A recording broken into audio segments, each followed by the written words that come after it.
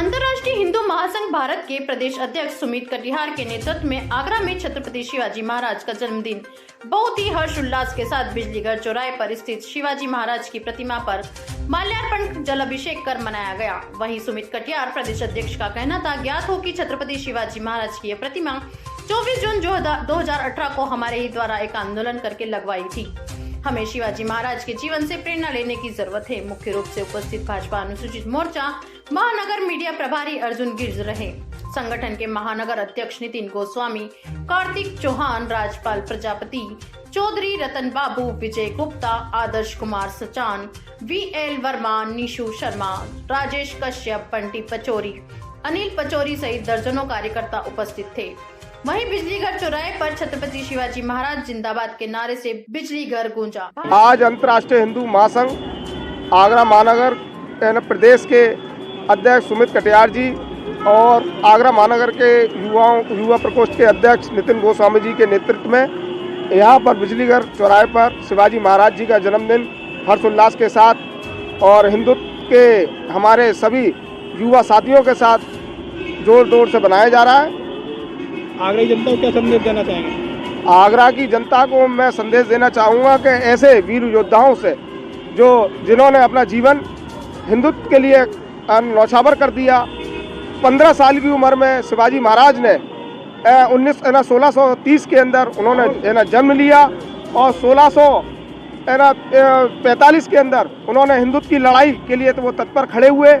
और जीजाबाई उनकी माँ, उन्होंने ऐसे वीर योद्धा को जन्म दिया जिसने और उनके अंदर हिंदुत्व की विचारधारा को भरा।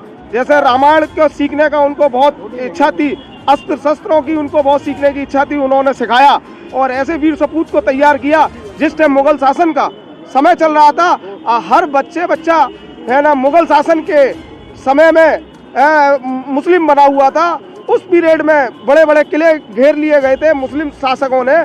जब शिवाजी महाराज ने ये आगान किया, 1 लाख लोगों की उन्होंने मराठाओं की फौज बनाकर बड़े बड़े हिंदुत्व के किलों को जीतने का काम किया। छत्रपति 1630 में शिवनेरी के दुर्ग के अंदर जीजाबाई माता की कोख से एक भारत के वीर पुत्र ने जन्म लिया, शिवाजी राजे जिनका नाम था।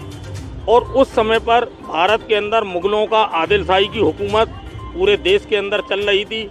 हिंदुओं पर लगातार जुल्म हो रहे थे। उनको अपने धर्म के लिए भी कर्ज देना पड़ता था, कर देना पड़ता था।